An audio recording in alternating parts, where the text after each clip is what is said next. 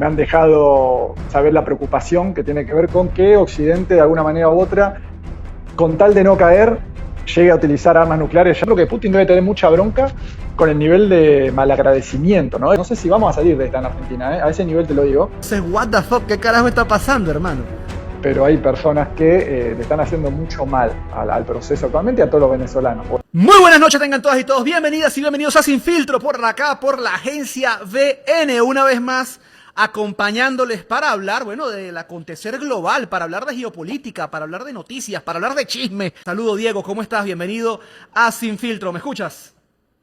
Hola Ricardo, te escucho perfecto, muchas gracias por la invitación, un gusto estar con todos ustedes. Fíjate esto, Diego, venimos de un Trump de aranceles a China. Venimos de un Trump amenazante contra China. Venimos de un Trump que persigue a los aliados comerciales de China.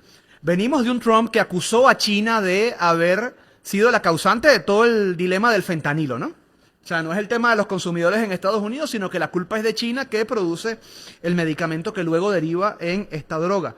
Venimos de un Trump que ha golpeado además, o ha buscado golpear a China con una guerra comercial a propósito de la capacidad de exportación que tiene China de, bueno, materias primas en torno al tema tierras raras, pero también con el tema de la producción ya de consumibles.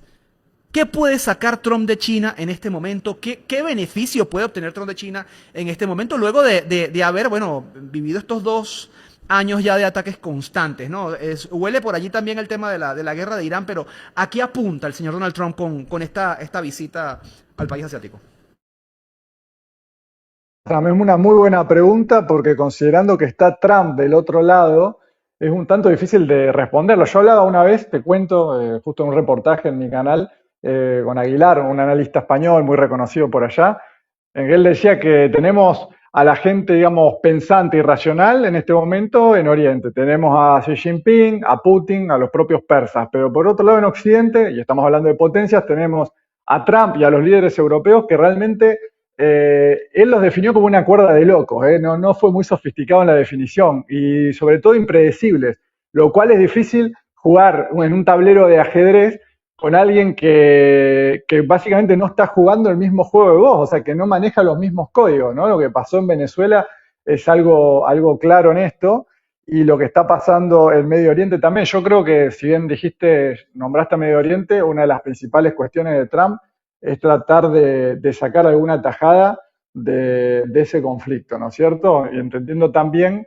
que tiene una fuerte presión del Estado de Israel, claramente, la lista Epstein, todo lo que está rodeando a un Trump ya envejecido, y a veces hablando con otros analistas incluso, me han dejado saber la preocupación que tiene que ver con que Occidente, de alguna manera u otra, con tal de no caer, llegue a utilizar armas nucleares, ya sea tácticas o estratégicas. Si son estrategias, ya es claramente que es el fin del mundo. Si son tácticas, quizá de alguna manera pueda llegar a zafar la sociedad humana. Pero realmente yo lo veo especialmente por el tema de Medio Oriente y Ucrania, los dos conflictos abiertos que tiene Trump allá, su visita. A ver qué pesca, a ver qué saca, y sacar la información también a los líderes que están del otro lado, ¿no? Porque cuando se juntan líderes no solamente si yo quiero esto, sino escuchar la posición en persona de la otra persona, valga la redundancia, para saber hacia dónde van los tiros, como decimos en Argentina.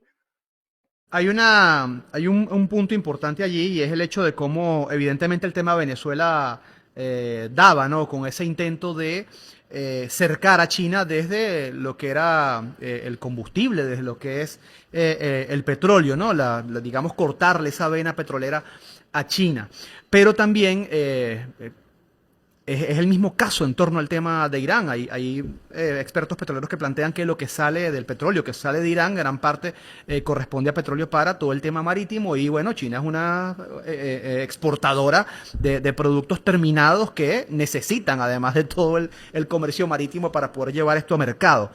Sin embargo, hace 2 semanas, Diego, salió una noticia, creo que debes haberla escuchado, que plantea que Irán tira de tren y de China para abandonar el estrecho de Hormuz. Es decir, que Irán estaría trabajando, digamos, en la ruptura del bloqueo con China a través de vías ferroviarias que pudieran ser evidentemente a través de Azerbaiyán. Hay que recordar la gente que dice que bueno, ¿por qué no aplicaron los venezolanos lo de los iraníes? Irán tiene una frontera, si no está delimitada, hay un cuerpo de agua que es el mar Caspio que une a Irán con Rusia. Y hay una diferencia, digamos, de un par de países o un solo país para conectar con China a través de Afganistán, por ejemplo. Entonces, allí no una importancia, pero los medios de comunicación dicen que Irán estaría trabajando con lo que serían las vías ferroviarias como una opción para romper el bloqueo en Hormuz. Sí, es cierto lo que decís vos, que ahí se me había escapado el tema de que gran parte de la energía del Golfo Pérsico va hacia Asia. En un momento habíamos planteado eso en el canal también, de que los movimientos militares estadounidenses e israelíes, que venía eminentemente una guerra, cómo trataba de afectar las vías energéticas hacia China principalmente, porque China no tiene mucho petróleo, considerando el nivel de producción y energía que necesita. Si bien no consume tanto como Estados Unidos, consume un nivel muy importante también de petróleo, de energía, de gas, y cómo tapándole esa ruta arteria comercial, como el Golfo Pérsico, el Estrecho de Hormuz, podía perjudicar a la industria china, elevando sus costos de producción. Eso por un lado es cierto. Por otro lado, si realmente la guerra volvería a prenderse, cosa que es posible, uno se pregunta claramente si Irán ya tiene construidas vías ferroviarias hacia China, en teoría estaban terminadas, si no me equivoco, también podrían ser bombardeadas, no en territorio iraní, dado que es una guerra. Entonces, puede ser que venga por ahí algún tipo de negociación. Y lo de Venezuela, claramente, haber hecho primero este movimiento militar en el Caribe, de portaaviones, de tantos aviones de guerra y armamento bélico, y generar esta operación tenía que ver con que después se iba a trasladar hacia Medio Oriente y se venía lo que se venía. Yo calculo que las altas esferas de Venezuela, yo calculo que sabían más o menos por dónde venía la mano y las diferentes hipótesis también calculo que las manejaban. Así que por eso digo, todo lo que está sucediendo en Venezuela ahora creo que no hay que ser muy taxativo en definiciones o sacar conclusiones apresuradas porque, como decía Walter Martínez, estamos en pleno desarrollo de los acontecimientos. Entonces, eh, como digo, ¿no? En este momento Venezuela también está oxigenada y hay que esperar, hay que hacer tiempo, diplomacia y darle justamente oxígeno a la diplomacia. Bueno, resulta que ya estamos casi a más de un mes, ¿no? Del cese al fuego entre Irán y Estados Unidos. Y la situación continúa siendo la misma. O sea, el estrecho permanece en custodia, permanece bajo resguardo, ¿no? Bajo administración de los iraníes. Y Donald Trump no ha logrado ni abrirlo a través de la fuerza, ni controlarlo a través de la diplomacia. Y se le acerca cada vez más la elección de medio término. ¿Qué otros conflictos estarían, digamos, en los que estaría entramado Donald Trump podrían afectarle digamos, esta vuelta electoral que se le acerca? Y por un lado, el golpe económico, el aumento de precios a causa del aumento de combustible sería, ¿no? Una forma también de meterle presión. Yo creo que los persas después que nuevamente, porque recordemos que estuvo la guerra de los 12 días el año pasado, donde Irán tampoco fue el primero que atacó, que eso es muy importante hoy en día, calculo yo por lo menos, en mi forma de ver las cosas. Lamentablemente son las reglas del juego que hay que esperar ser atacado para poder reaccionar de alguna manera, porque el control mediático a nivel occidental por lo menos, que es prácticamente es monopólico, casi el 100% de los medios está controlado por los anglosajones, claramente podían hacer ver cualquier tipo de conflicto, incluso el venezolano. El otro fue el que empezó la guerra, ¿no? El ataque. Entonces los iraníes por un lado se dejaron atacar entre comillas en la guerra de 12 días, luego viene la guerra esta que está por ahora pausada, que nuevamente es un ataque masivo de Israel y Estados Unidos, decapitando prácticamente al ejército y a la política, el propio Ayatollah Khamenei muerto, fallecido. Por supuesto, él sabía que iban a ir por él, yo creo que a la edad que tenía, y tengo entendido que estaba enfermo, se dejó martirizar, lo cual unió mucho más al pueblo iraní. Eh, pero la efectividad del ataque aéreo fue muy fuerte. Igualmente Irán, que es una civilización milenaria, 4.000 años, digamos, incomparable con cualquier tipo de país de Latinoamérica, pudieron sortear esta dificultad. Ahora bien, yo creo que también están problemas porque la guerra continúa, los gastos continúan, el tema del petróleo, por supuesto, y las inversiones en Venezuela viene al corto y mediano plazo, no es que van a poder saciar rápidamente el déficit energético que hay en Estados Unidos, el tema de los aliados de Estados Unidos en el Golfo han sido también muy golpeados por Irán de una manera, la verdad, impactante. Los ataques iraníes uno los podía ver a través de Telegram e imágenes de los misiles hipersónicos que ya nuevamente dan muestra de una efectividad impresionante y que no existe escudo antimisiles en el mundo que pueda parar este tipo de armamento. Y respecto a lo que decían de nuevas armas israelíes, estadounidenses, etcétera, bueno, la verdad que en Irán han demostrado, como digo, una eficacia grande en ataques aéreos, pero no un arma nueva que pueda llegar a generar mucho miedo entre los persas, ¿no es cierto? Entonces yo creo que viene por la economía, viene por esta deuda que tiene Estados Unidos con su pueblo, con los niveles de pobreza, los niveles de inflación, los niveles de desempleo y la verdad una imagen pública de Trump que está haciendo agua por todos lados, incluso con la imagen pública que tiene Benjamín Netanyahu, ¿no? El primer ministro israelí. Bueno, pero liberaron los archivos de los ovnis hace una semana. No, no. Eso debería por lo menos desahogar un poco la lancha, ¿no? Sacarle un poco de agua al barco. Sí, quedarán algún. Mira, eso me hace acordar, Ricardo, cuando estábamos en el Mundial, ganado por Argentina, el Mundial de Fútbol, hace unos años, ya ahora estamos en el próximo, y le preguntaban, era el gobierno de Alberto Fernández, cuando le preguntaban a la gente si prefería que Argentina salga campeón o que baje la inflación, y había gente que contestaba que prefería que Argentina salga campeón, ¿no? Acá la verdad que en Estados Unidos también la crisis es fuerte, la crisis social que está viviendo, la crisis sanitaria con respecto a la salud tan cara, ¿no? Aseguradoras que estafan a la gente continuamente, que no pagan todos los gastos que debieran. Y lo de los ovnis es una cosa así, algunos van a caer en eso porque están muy fanatizados por el tema, pero yo creo que la sociedad, al fin y al cabo, espero se fije en el bolsillo, ¿no? Y en que supuestamente están viviendo en un territorio que es una potencia mundial, económica, cultural, etcétera, y bueno, no se está viendo reflejado tanto en las calles, ¿no? Porque la cantidad de problemas que tienen con los drogadictos, con la droga, con consumo de fentanilo, consumo de heroína, etcétera, es muy grande, se ve en los videos, ya no pueden ocultar este tipo de problemática que está viviendo la sociedad norteamericana. La cuestión es que la gente estaba pidiendo que publicaran unos archivos, ¿no? Pero creo que no publicaron los que Sí, debían. Fíjate, y lo de los... es una de las grandes Sí, sí, promesas sí, de campaña de Trump, ¿no? Porque yo sí le echo seguimiento acá a la cosa. Una de ellas fue acabar con la guerra en Ucrania, no ha pasado.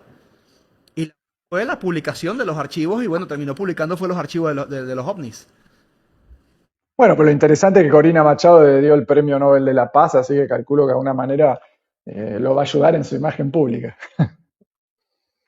Un poco del tema en Ucrania, Putin hace algunos días mencionó que veía que el fin de la guerra estaba cerca. Eh, Pareciera que una afirmación de este calibre de parte de Putin o viniendo de parte de Putin, que además es un factor, primero protagonista y segundo, pareciera ser un factor más determinante en este tipo de escenarios, pareciera tener más cabida que aquella declaración de la campaña de Trump donde decía que iba a acabar con la guerra de Ucrania en una semana y que si él, de haber sido presidente de Estados Unidos, Rusia no se habría atrevido a atacar a Ucrania y a iniciar esta operación especial. Pero, ¿cómo evalúas tú el escenario ahorita de este frente ruso-ucraniano? ¿En qué estatus se encuentra en relación a, quizá digamos, el último año? ¿Está congelado el frente? ¿Ha habido cambios significativos, digamos, a lo interno de estas naciones? Yo creo que cuando Rusia logre eh, cercar toda la salida al mar de Ucrania y no tenga ninguna arteria económica a Ucrania, por ese lado se le va a complicar mucho las cosas. Yo creo que la Ucrania, antes de lograr una especie de pacto o de alto al fuego, porque van a tener que aceptar todas las condiciones rusas, eso es claro, porque Rusia va ganando la guerra con tranquilidad, entre comillas, porque claramente hay algunos costos que paga la Federación Rusa en cuanto a ataques con drones, en diferentes áreas, incluso dentro de la capital Moscú, etcétera. Pero veo una Rusia muy fortalecida, ¿no? En los últimos años económicamente, socialmente, militarmente, claramente, desde el punto de vista de experiencia militar y el armamento hipersónico que tiene. De hecho, ayer ya pues, pusieron en operación, luego de muchas pruebas, el famoso Satan 2 o el misil Sarmat 2 ruso, que tiene un poderío nuclear que es el más poderoso del mundo, que puede literalmente destruir todo Nueva York con un impacto. Y eso es una muestra de Putin de poner operativo ese tipo de misil diciendo, bueno, miren, acá con Rusia no se jode, y es una especie de advertencia, ¿no? Uso estratégico de la persuasión estratégica que tiene Rusia con este tipo de armamento. Yo la veo bastante congelada las negociaciones y creo que va a terminar, puede llegar a terminar con una implosión interna porque la verdad son numerosas las cantidades de videos que circulan por redes sociales, videos concretos, ciertos, como dentro de Kiev o diferentes ciudades ucranianas están reclutando a la fuerza a cualquiera, a cualquier persona que pase por la calle, cualquier hombre que pase por la calle caminando y de cualquier edad, reclutados por la fuerza. Entonces un ejército tan desmoralizado, con gente no apta o no Claro. preparada para pelear, con justamente las Fuerzas Armadas de Rusia que están realmente cada vez más entrenadas, porque se están entrenando a medida que pelean, que es lo fundamental que tiene Rusia, que no tiene por ahí el resto de ejércitos de las otras potencias, ¿no es cierto? Sí, vamos al punto allí de que, por ejemplo, en abril se dio la noticia de que 106.000 millones de dólares de parte de la Unión Europea irían a financiar a Ucrania nuevamente en esta guerra, ¿no? Siguen enviando dinero y vimos que en una oportunidad, por ejemplo, creo que fue por el 2022, que se dio esta ofensiva de los ucranianos hacia Rabotiña, en el sur creo que es Zaporilla, el nombre de la región. Resulta que bueno, vimos todo digamos, una ofensiva interesante, ¿no? De parte de los ucranianos. De hecho, hubo otra que fue cuando que recuperaron territorio en Yarkov y mucho antes que se diera la batalla de Avdiivka, que Rusia perdió mucho del territorio que había tomado, que después se vio la ofensiva en Kursk. Es decir, existe la posibilidad de que se vea con este nuevo financiamiento, Diego, de territorio Sí, ucraniano o una ofensiva significativa como la que ocurrió en Kursk, que a pesar de que no tuvo grandes logros territoriales, bueno, fue una puñalada interna al territorio ruso, que alarmó pues al mundo. Mira, epa, le dieron una estocada allí. Y bueno, cuando hubo la sí, ofensiva sobre pero Rabotiña, que se rompieron todas estas líneas Surovikin, bueno, resulta que la gente dijo, epa, ya va, Ucrania despertó. ¿Existe la posibilidad en la realidad actual del conflicto que esto ocurra?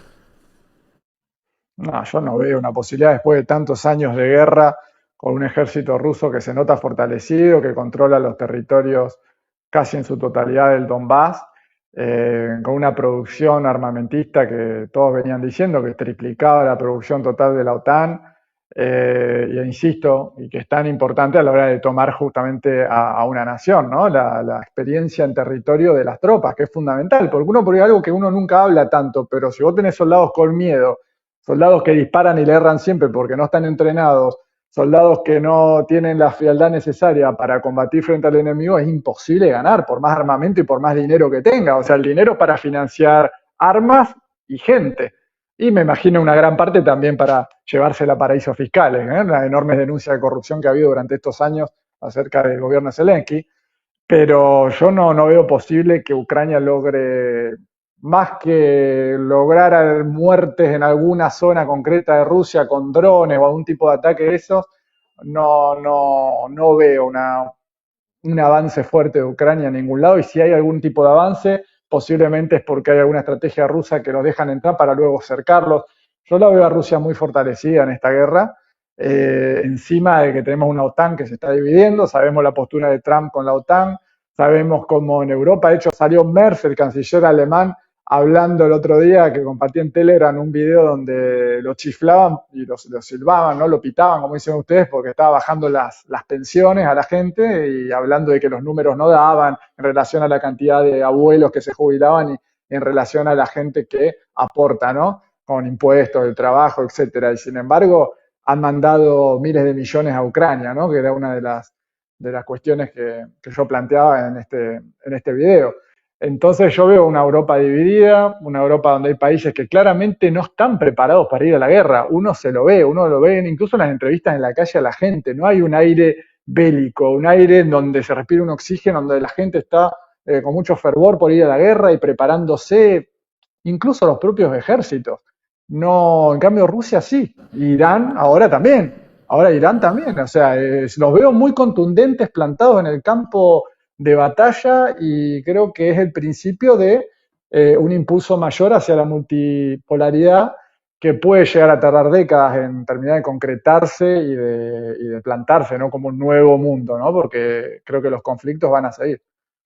Si este planteamiento que realizas en el que no hay, digamos, una población que esté metida de cabeza en la guerra, como bien dice, o sea, no es que uno va caminando por Madrid o va caminando por París y la gente dice, ay, mira, me preocupa, me desperté y estoy preocupado por Kiev, como de repente ocurría en la guerra de Vietnam, que se daban movilizaciones, como realmente, y hay que decirlo, ¿no? Sí ocurre en Europa en caso de la solidaridad con Palestina, sí ocurre en Europa con el caso de la solidaridad con Irán, que la gente está en la calle, en el metro, vimos un Lamine Yamal que en la celebración Sí. de la final de la liga, bueno, decía, epa, sacó su bandera de Palestina, pues para celebrar digamos, con esta denuncia. Pero no hay un aire, digamos, de denuncia de guerra o activa o de activismo sobre lo que es el conflicto de Ucrania y Rusia. ¿Qué intereses hay detrás de esto, hermano? O sea, ¿quién está pagando y quién está financiando esta guerra si no corresponde con los intereses de las poblaciones? Yo creo que se está dando un fenómeno en todo Occidente, yo le llamo, no sé si es correcto la terminología, el concepto, pero el Occidente prostibular.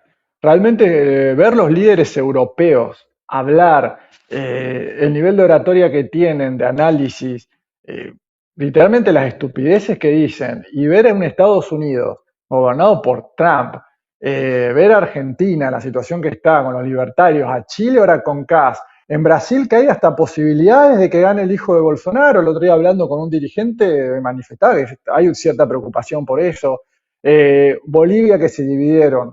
El movimiento del MAS, ya sabemos lo que pasó con Evo Morales, ahora está en proceso de ir preso si no me equivoco. Perú que siempre está en la misma. Colombia, espero gane. Venezuela que resiste con complicaciones grandes como todos ya sabemos.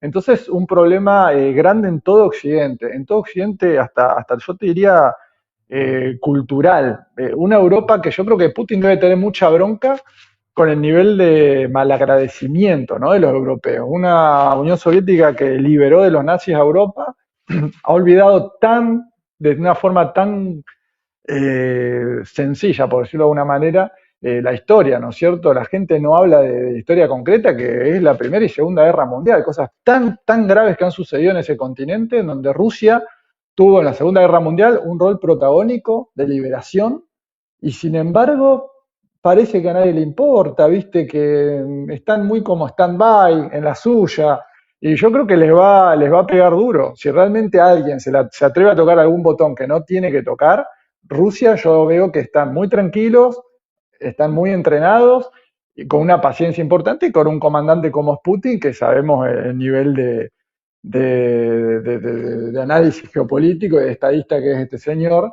Y también tenemos, por supuesto, a los iraníes y a los chinos. Tenemos el bloque asiático que realmente es un eje fundamental para, para realmente darle un shock a un nuevo mundo, ¿no? Un nuevo mundo multipolar, como dije recién, que todavía se está tratando de gestar, ¿no? Porque las cosas están complicadas.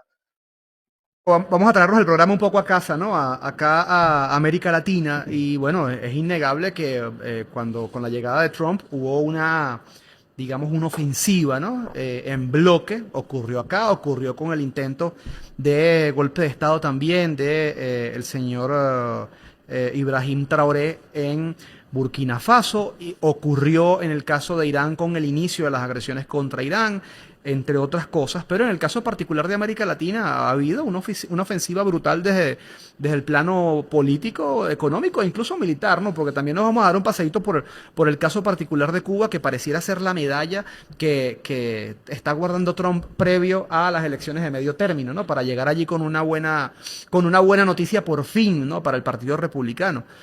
Pero, ¿qué ocurre en América Latina? O sea, ¿por qué esa ola, digamos, por la calle del medio, de movimientos hasta neonazis, de movimientos ultranacionalistas, de movimientos no me importa nada, no me importa el método, pero saquen a la izquierda del poder? Por ejemplo, el caso particular de Perú, que vuelve Keiko Fujimori, que es una señora, o pareciera volver, que es una señora que ha sido judicializada por corrupción, etcétera. ¿Qué diablos está pasando con el latinoamericano que está viendo con buenos ojos a la extrema derecha? Qué buena pregunta, ¿no? Siempre uno se debate este tipo de temas y siempre llegamos a algunas conclusiones que tienen que ver especialmente con lo comunicacional como un eje central. en la lucha cultural, ¿no? Me parece a mí, porque si hay un arma poderosa que tiene Occidente o los centros de poder occidentales, son los medios y no solo los medios convencionales, la radio, la televisión, la industria cultural hollywoodense, etcétera, sino Internet.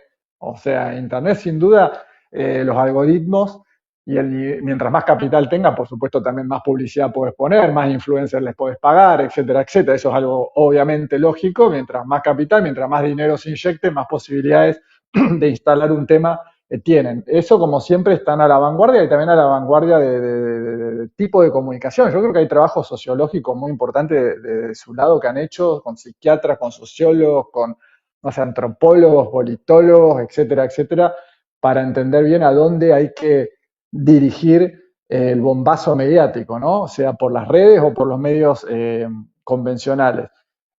Yo creo que ellos tienen también otra cuestión a favor, y estoy hablando obviamente de ellos, estoy hablando de los centros de poder, que son los intereses, ¿no? Están todos peleados, pero a la hora, y eso ya es algo histórico después de la Revolución Francesa para acá, cuando tienen que unirse en contra de la clase trabajadora, lo hacen a la perfección, aunque estén todos peleados casi a muerte. Eso, claro, y pasó en Argentina con la unidad entre Milei, que defenestraba a Macri y a todo su séquito, con justamente Macri, Bullrich, Milei, ¿no? Esta unión que hizo que ganen los libertarios acá en Argentina. Y hay mucha falta de unidad, me he dado cuenta, por lo menos en Argentina, bueno, en Chile ni hablar, lo que ha sucedido en Bolivia. Eh, Falta, creo, reconocer mucho los intereses. El trabajo cultural que ha hecho Occidente en las mentes, valga la redundancia, occidentales, es muy fuerte. La falta de reconocimiento de clase, hay muchos que son docentes en Argentina mismo y piensan por ahí que son clase media, ¿viste? Y vos decís, no, no sos clase media, no sos clase media. Y en el No, caso no, particular de Argentina, ha resultado en alguna suerte de éxito la visual de la reducción del Estado, la visual de la liberación de precios, la visual de la privatización de empresas estratégicas, la visual de la entrada no solamente de, bueno, algunos fondos buitre por allí, algunos digamos, sectores que están muy vinculados a la banca internacional, pero también el caso particular, por ejemplo, de los empresarios israelíes, ¿ha dado algún tipo de éxito?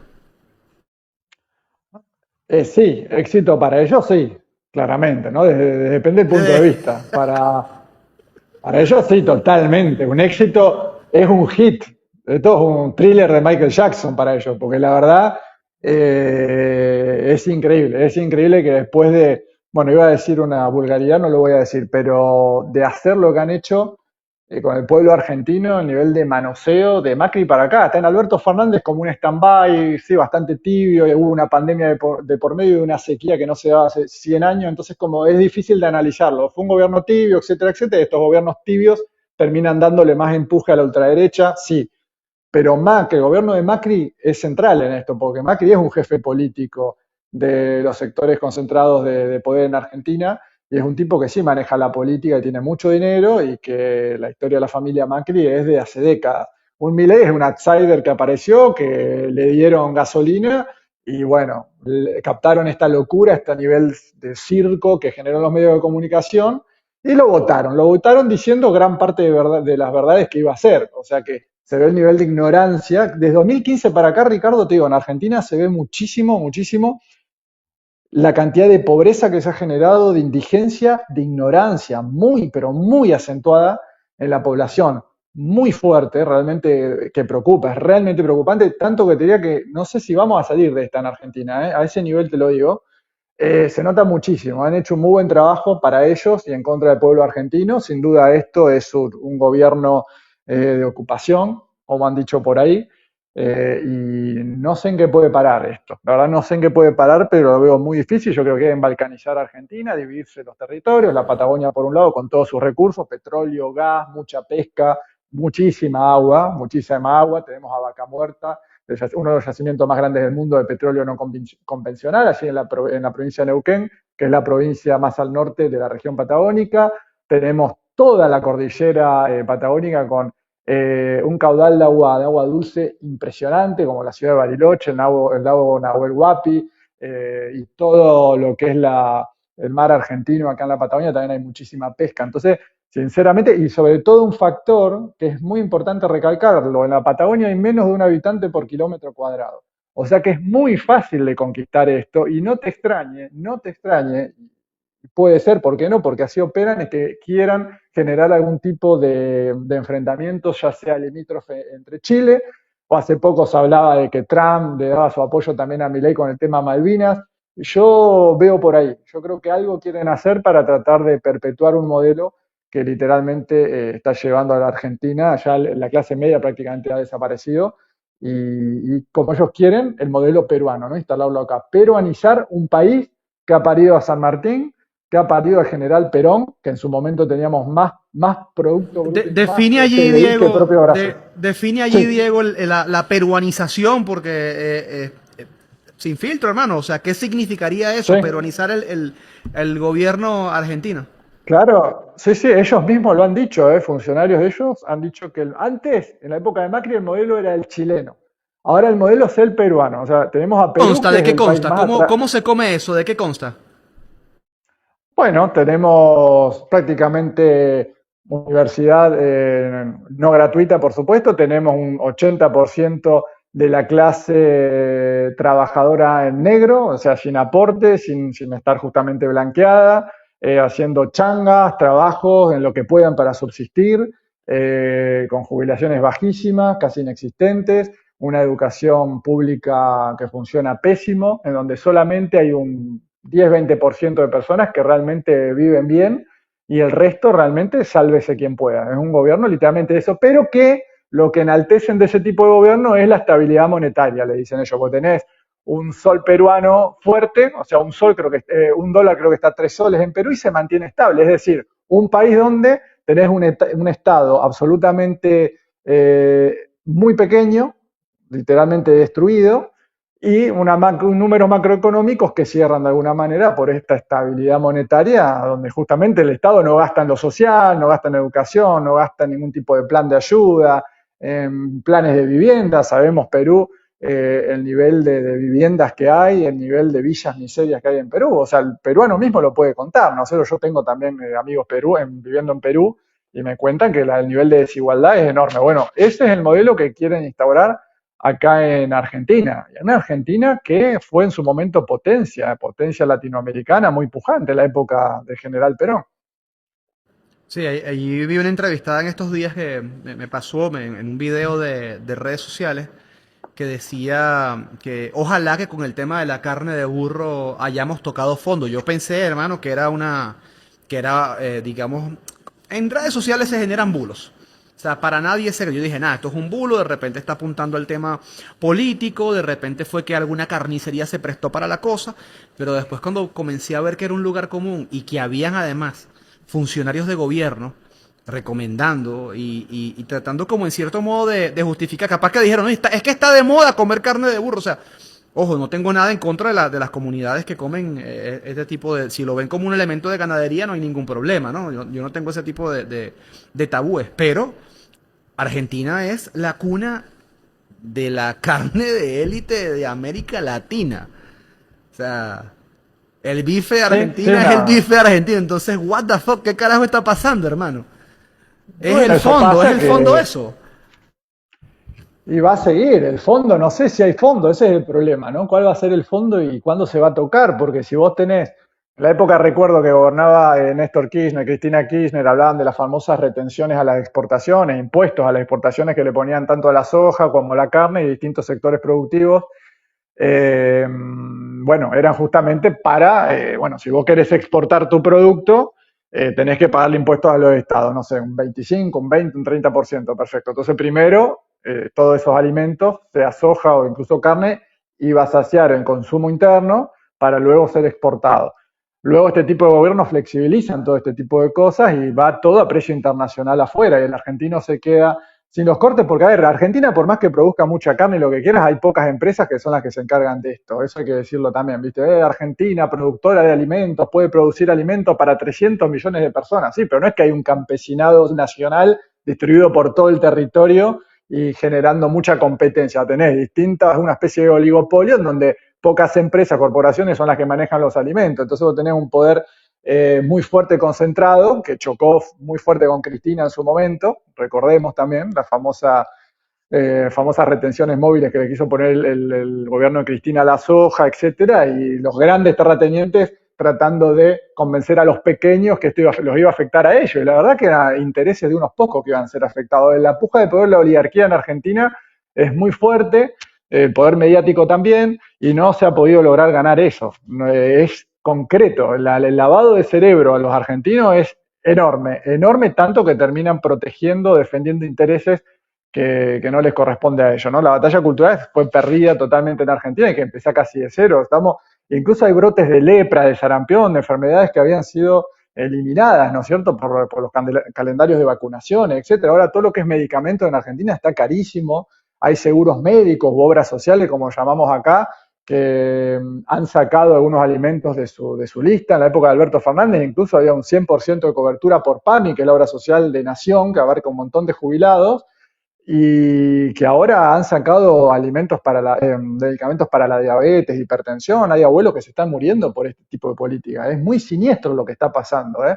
Podría hablar todo el día de lo que pasa en Argentina. Un plan sistemático de destruir realmente la dignidad argentina, diría yo, ¿eh? La identidad nacional, literalmente. Mire, vámonos al tema mediático, o sea, porque por ejemplo en el caso particular de Venezuela tenemos nosotros unas pugnas propias, digamos, tenemos unas luchas propias que tú has ido analizando en un conjunto de videos que he tenido la fortuna, además por recomendación del compañero Enio y Marco Antonio, quien le mando un gran saludo, de observarlos, pues, porque me pasa los links y esto. Y bueno, consigo además que en las redes sociales hay un conjunto de influencers o generadores, digamos, de contenido que dicen que no, que Venezuela tenía que irse a los tiros, que Venezuela tenía que jugarse hasta los penales, que Venezuela tenía que derramar sangre. Y tú me estás contando una realidad en Argentina que es bastante compleja también, es decir, que cada país tiene su contradicción, tiene su complejidad. Sí, sí, sí, Cuando es muy arden las fuerte. papas, Diego, cuando la cosa se pone dura en este caso, ¿qué hay que hacer? ¿Qué hay que hacer en Argentina para el caso particular de Diego en la lucha?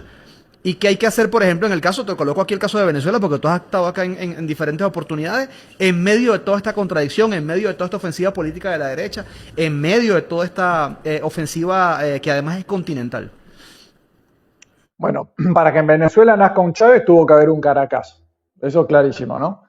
Y en Argentina, lo máximo que puede pasar para bien del pueblo es un gobierno progresista que, bueno, que trate de pagar la deuda externa y más o menos manejar el Estado liberal burgués, por términos más marxista, pero en realidad, porque la clase dominante continúa siendo la que maneja la economía en el país, y por lo tanto, eso va a pasar si esto sigue así. Después, si hay una especie de evento cataclísmico que levante los cimientos del pueblo y genere más conciencia. Bueno, no lo sé, la verdad te soy sincero, no tengo tanta expectativa con eso, siendo Que la política no realista. es una fórmula matemática, ¿no? La política no es una fórmula Claro, sí, sí, matemática y sí. no siempre se repiten los valores. Exacto, exacto. Que hay mucha ignorancia en el pueblo argentino en este momento y eso es lo grave también. Grave, hay muchas peleas dentro de la oposición. Entonces, yo no veo un buen augurio, ¿no? Un buen augurio de esto. Pero respecto a Venezuela, bueno, pasa que es un proceso de 27 años, que yo creo que es la envidia de muchos procesos, porque han logrado sortear, han ganado la batalla interna contra la oligarquía. Yo creo que la han ganado porque el Estado por suerte adquirió una presencia, yo digo, superior a esta, por más que existe gente poderosa, con dinero, con influencia, pero claramente Corina Machado está afuera, López está afuera, Capriles está diputado nacional, pero bueno, viste, los medios no hacen lo que quieren y difunden fake news constantes. O sea, yo veo una batalla interna que se ha ganado, el tema de la industria de alimentos, también muy importante, la producción propia, medicamentos, todo eso es importantísimo que se ha logrado en Venezuela y a nivel de conciencia hay cierta parte de la población, no de toda, porque es muy difícil en 27 años lograr concientizar al 90% de la población. Eso no es muy difícil, y más en Latinoamérica, que el otro día hablaba con una colega salvadoreña, ¿no? Que hablábamos de lo heterogénea que es Latinoamérica en relación a un pueblo como el ruso, el mismo anglosajón, hay que decirlo, tiene más de 1000 años, los chinos, los persas. Acá somos muy heterogéneos, tenemos, creo yo, muchas diferencias internas dentro de los propios pueblos latinoamericanos. Es muy difícil lograr la unidad y dentro de los propios países incluso. Entonces, somos pueblos muy jóvenes, hay que decirlo de esa manera. Si bien los pueblos originarios están hace miles de años en Latinoamérica, esta mezcla que se ha dado entre europeos y pueblos originarios en Latinoamérica es una mezcla nueva en donde somos realmente una cultura bastante nueva. Entonces, imagínate, Rusia pasó por la Segunda Guerra Mundial, con todo lo que pasó, China por una revolución china con 3 millones de muertos, los persas ni hablar, 4.000 años, los anglosajones de Reino Unido se fueron, yo digo Estados Unidos, un primo muy cercano a Reino Unido claramente y controlado por las mismas élites.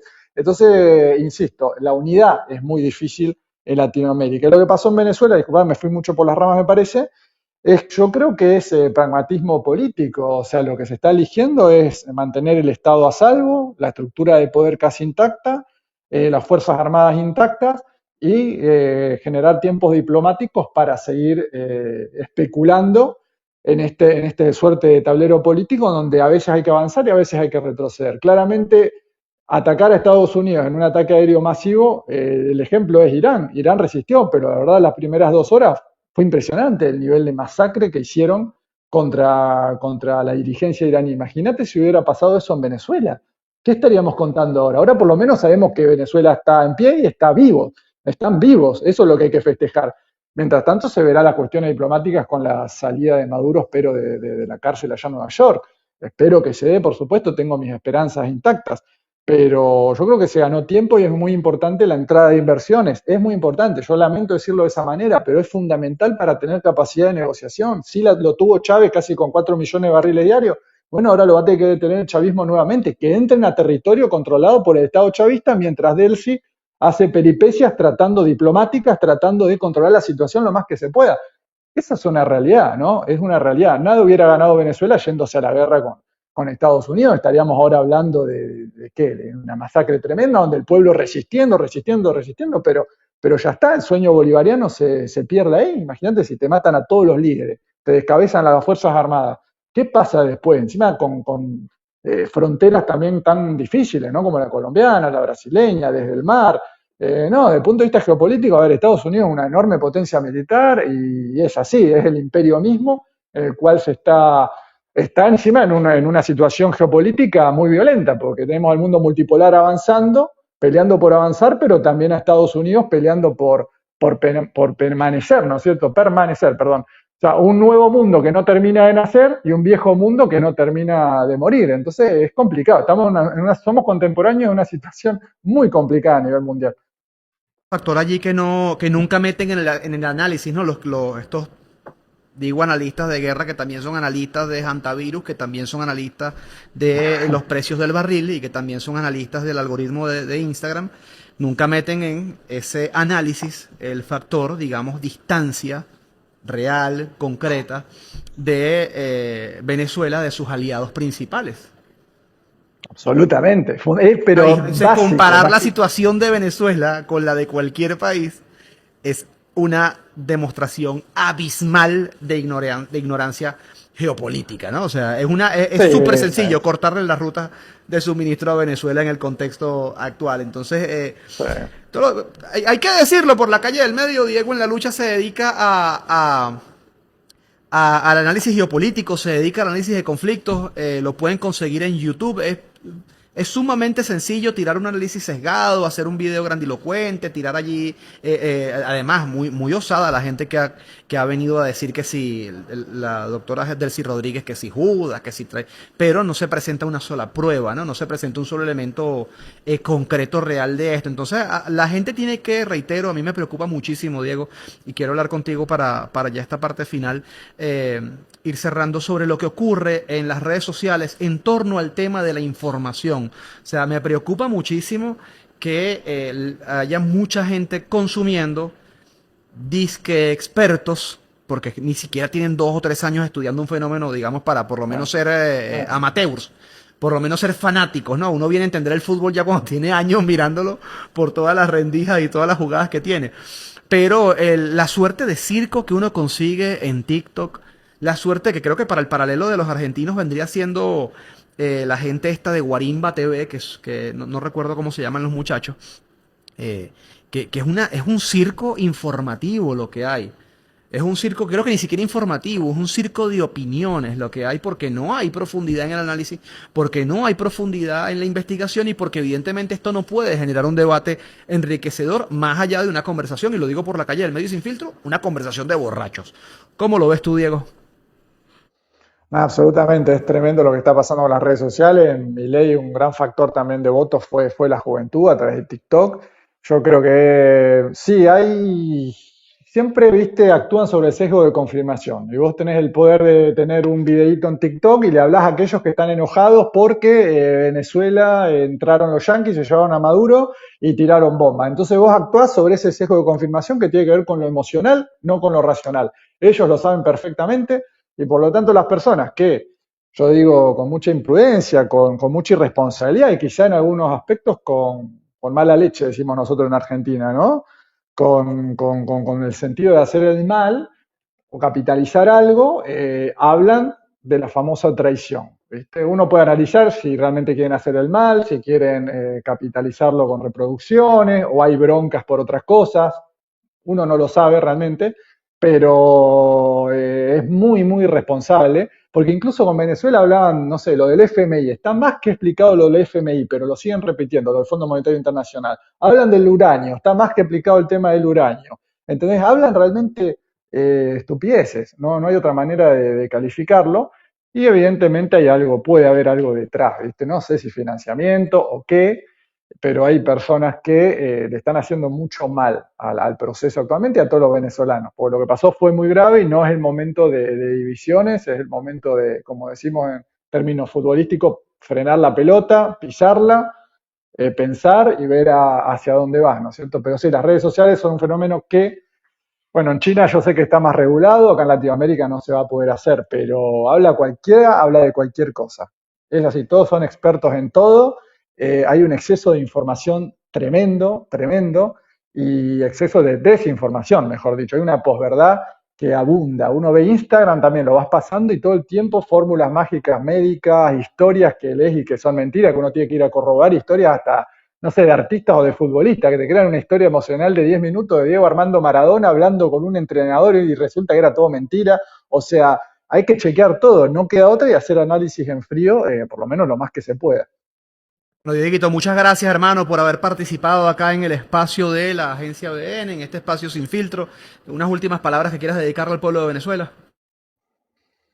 Bueno, las palabras van a ser medio redundantes, pero tiene que ver con no generar más divisiones, con mantenerse lo más unidos posible.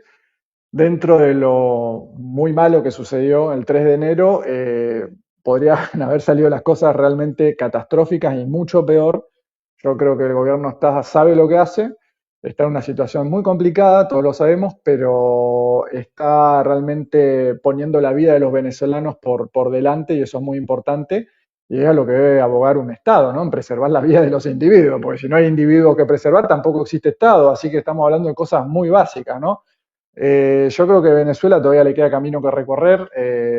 Insisto, tienen que entrar las inversiones, tiene que seguir la diplomacia, hay que ver qué pasa en Ucrania, hay que ver qué pasa en Medio Oriente. Es fundamental eso también porque todo el mundo está conectado, ¿no? Y como decís vos, no iba a haber aliados con buques de guerra en el Caribe, como muchos pensaban que no, porque claramente las distancias son todo. Aquí iba a ser Venezuela, ir a cortar el canal de Panamá, o sea, no tenía ningún tipo de sentido. Así que yo creo que van por el buen camino y hay que apoyar a Delcy Rodríguez lo más que se puede.